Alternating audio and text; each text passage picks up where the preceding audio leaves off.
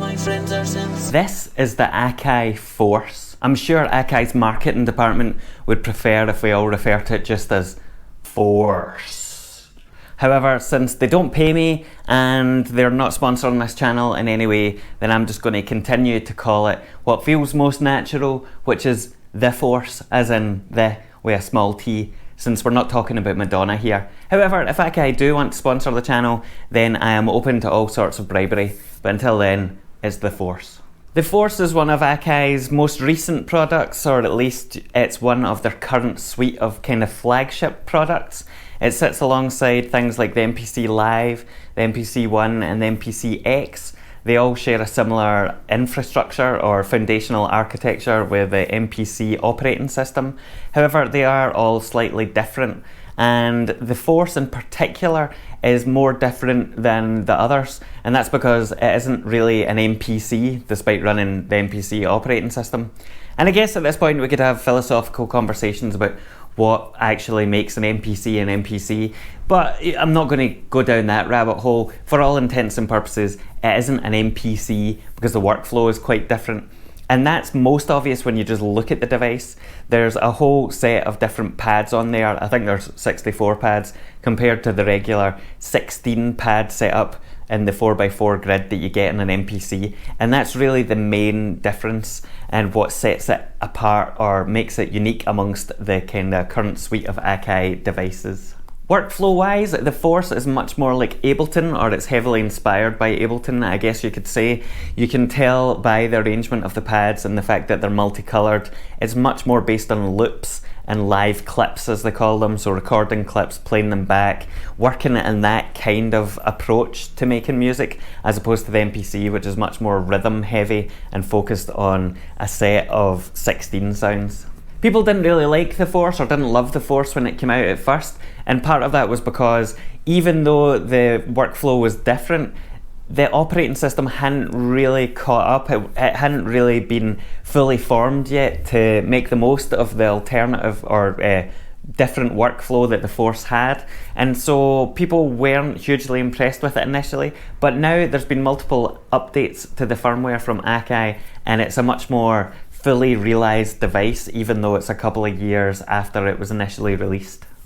I got a Force pretty recently, and I thought it was worth making a video to explain why I got a Force, what I thought was interesting about it, and kind of my thoughts at the outset. I'm not going to go into all the features of the Force because that would be impossible. I might do some other videos later on showing specific things I like about it, but for now this is really just a video to talk about the reasoning behind purchasing it and whether or not that kind of lived up to expectations in the initial period. So if you're thinking about getting one, maybe this will be useful. If you've already got a Force, then this won't be useful, but you may as well watch anyway so I get a higher view count.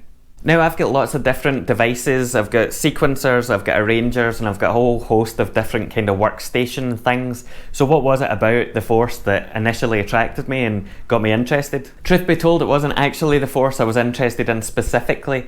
It was much more the features included in the newest Akai MPC OS software. There's a whole bunch of different features in there that I thought were pretty intriguing, including the auto sampler feature, which is something that when my friend showed me this in action, I was kind of blown away. And without going into too much details of it, because it can be difficult to explain, basically it takes the chore of sampling individual notes and makes them way easier, because all you do is connect up your Akai device up to your synthesizer, give it a bunch of parameters, and then let it go, and it'll essentially sample and categorize all the samples in a really quick, easy way, and that lets you save patches essentially from your monosynths that don't have patches.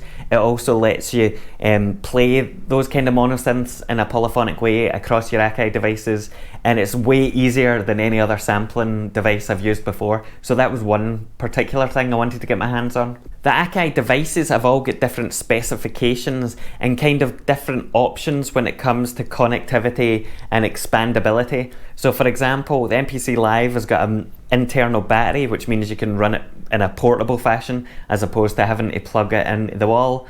Some of them you can expand with a portable SSD, which goes inside the device, whereas others you can only use an SD card. And some of them have got different kind of input and output options, so multiple outputs that you can route different instruments or whatever to. However, the thing that was most interesting for me, or the kind of deciding factor, was that I didn't really want or need another MPC. I've already got a legacy MPC 2500. It's souped up with lots of different outputs and all the rest of it.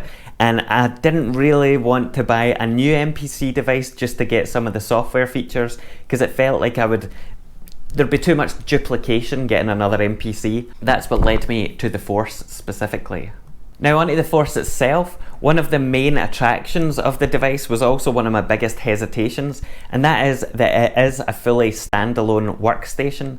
And I really don't like the term DAW in a box, but in this case it is applicable to the Force, because you can create, sample, record, play, and make full tracks just using the Force. And to me, in some ways, that was great, because I don't really love using the computer all the time for all those kind of tasks. But on the other hand, it did kind of feel like perhaps I was just replacing one computer with another less capable computer in a box just for the sake of it. Especially when you take the screen and you think, well, on my laptop I've got a nice big screen that I can control with the mouse, and there's much more real estate there, and I'm basically just using a computer but with a wee touch screen thing. And that kind of put me off. However, I'm pleased to report that that isn't actually the case, or hasn't actually been the case. One of the major strengths about the Force actually is the tight integration between the control surface and the software itself. And that's obviously, been made possible because it is a single device from a single manufacturer. Whereas if you use something like Ableton, even with an Ableton branded or approved controller, there's still some kind of disconnect between the computer and the controller. And whenever I've tried to set up different MIDI controllers with the workstations on the computer that I'm using, I always end up having to faff about and always resort to using a mouse and keyboard at some point, because a certain parameter doesn't quite work the way I would want it to in a certain situation or whatever. But with the Force that isn't an issue, because everything is so tightly integrated and thought about as a single production station. The other big strength of the Force, or at least the thing I like about the Force, is that it's very self-contained. And by this I don't mean, the integration between the software and the controller, but I mean the fact that if you record something onto the Force, it's on the Force, it's on its internal memory, which can be expanded up to, I don't know what the max is, but I've got something like a terabyte or 2 terabyte drive in there. And one of the things I don't love about making music with samples on something like Ableton, for example, is that I have to store everything in the same place as everything else I do on my computer. Even if I use an external hard drive, there's all kind of faffing about where you have to move things to make sure they're in the proper place, and you have to go searching for samples, because sometimes you keep samples in a certain place and then you want to move them to other places. Projects end up all over your laptop and in different places. With the Force, that isn't an issue. I literally have every sample I've ever downloaded or created on the Force, because it's a dedicated 1 or 2 terabyte drive, and I never really need to go searching for anything, because there's no other extraneous miscellany like photographs or videos I've been working on or anything. It's just the music stuff. The other thing that made me a wee bit nervous about getting a Force was this idea that I would have to relearn a whole set of different workflows just to do basic tasks. So coming from Logic, I know that very well. I know how to do everything I really need to do in order to put together a track. Basic stuff, it doesn't, I don't need to think about it too much. And it felt maybe a wee bit redundant to have to relearn all of that stuff on a different device, and I wasn't sure what the benefit would be there. To that end, I have to say that I didn't find the Force especially intuitive at first.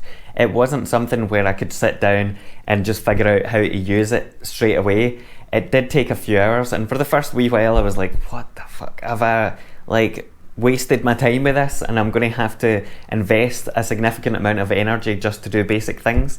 However, to be fair, after a few hours it kind of began to click into place, And even though the manual can be a wee bit tricky at times because it's very comprehensive and you can't just really dip into it like you might want to, you quickly get the hang of things, and you realise that the controller particularly has lots of shortcuts that once you know what they are, they really help speed up the process. And everything is designed in such a way that even though there's lots of depth in there, so if you really want to get into the nitty gritty of production, you can do so, but just if you want to make tracks and you want to focus on certain things, then the UI and the UX is all kind of nicely designed to help you hone in on what you're doing at any one time. As mentioned earlier, the Force is very loop orientated, or clip orientated to use Akai's terminology, and in that it kind of mirrors Ableton.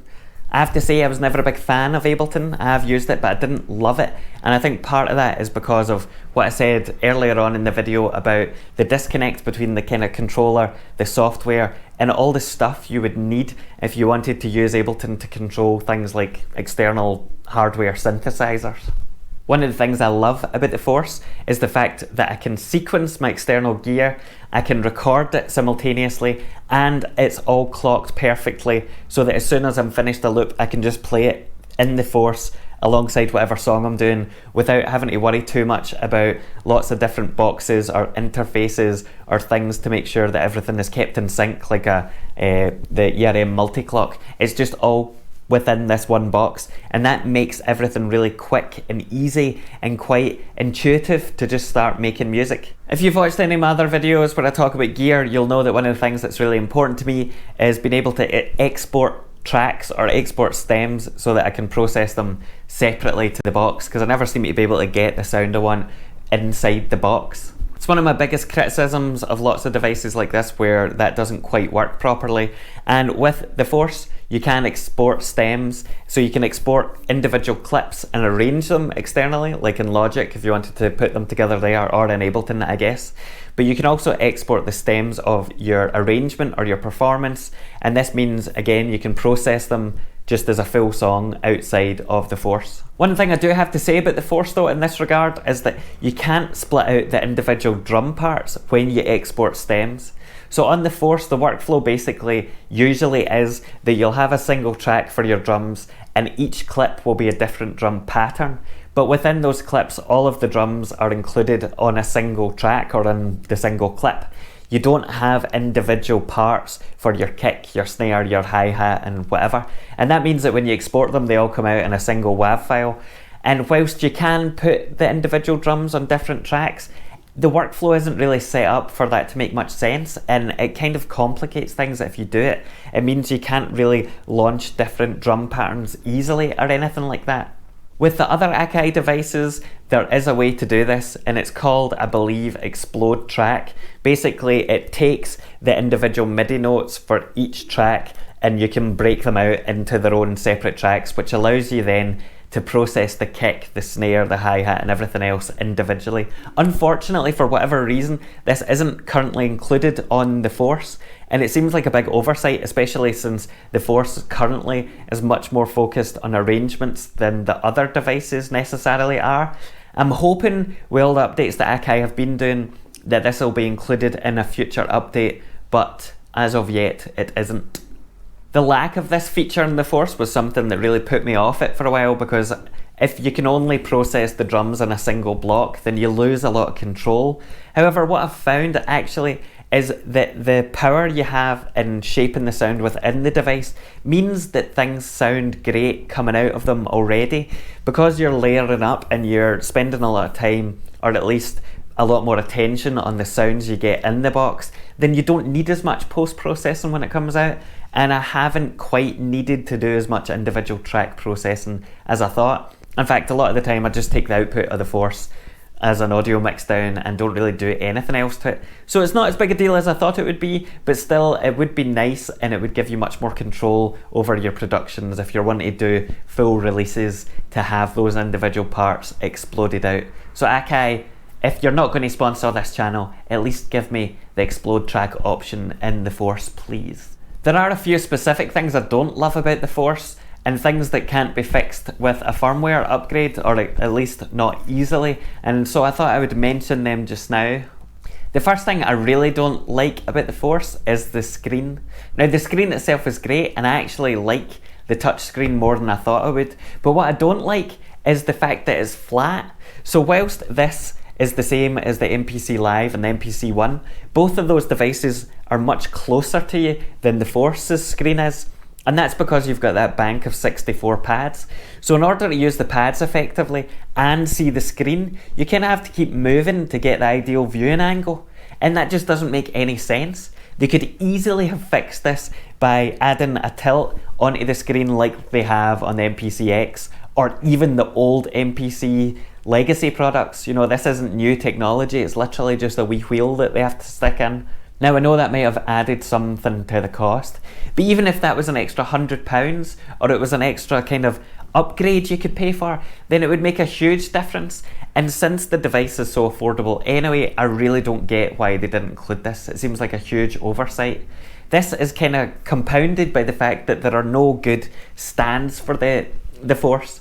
So if you want to tilt it at an angle, there's only a couple of options at the moment, and that is you can either get some 3D printed stand things which really don't work very well at all and topple over all the time, or you pay about 120 quid for a dedicated big stand thing. I don't get it. This could all have been fixed just with a wee tilty screen. So Akai, what you playing at? The second thing I don't love, which will come as a surprise to nobody, is the mini jacks for MIDI. Yes, this device uses mini jacks, which really doesn't make any sense to me whatsoever because the size of the thing suggests they surely should have had space to put full-size DIN.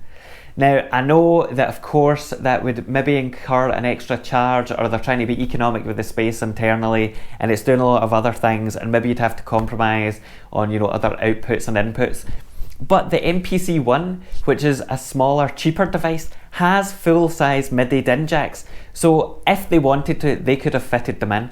And the reason I loathe mini jacks when it comes to MIDI is not just the fact that they get pulled out much easier, but also because since there was no standard for MIDI mini jacks for so long, we now have a case where you have to rummage around your studio every time you want to find a MIDI jack to use with one of these devices, and every single one seems to use a different standard. I know technically there are only two standards, but there's no easy way to tell them apart because they don't label them, and then you have to Google every time you want to use one, and oh, is this type A or type B, and what the fuck is type A and type B anyway, and what is this random black jack I've got, is that type A or type B? It just adds unnecessary friction, and I wish they'd just put bloody MIDI DIN jacks on there. The final thing that I don't love about the Force is the selection of effects. Now there's nothing really wrong with the effects that are in there, and they are quite powerful if you know how to use them, but I just don't find them all that interesting or inspiring. I think this is especially important because we're talking about a device here that's meant to be an all-in-one production station. So if you're coming from Logic where you're used to having your own huge selection of third-party plugins where you can find something that really works for you and a sound that you really like and an interface that you really like, then the selection in there isn't going to be all that inspiring. I think part of the issue as well is just that they look boring. They all have a similar interface, or most of them have a similar interface, and using them I don't really get the difference between them. I don't enjoy using them.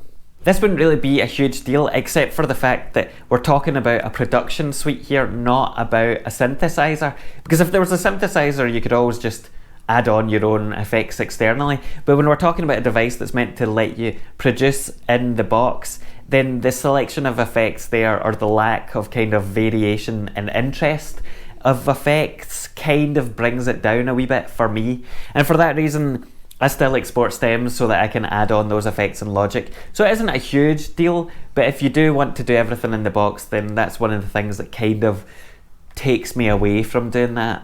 Now, I do understand why people can't just import their own VSTs or anything into the Force, because there'll be a whole host of compatibility issues and conflicts and problems with stability and all that kind of thing. However, it would be amazing to see some kind of partnership with big plugin providers like Soundtoys, who make really interesting plugins and effects, so that there was something a bit more interesting than just the stock effects. And hopefully, maybe, who knows, that might happen in the future, but I wouldn't hold my breath. For now, I just export the stems and apply them afterwards.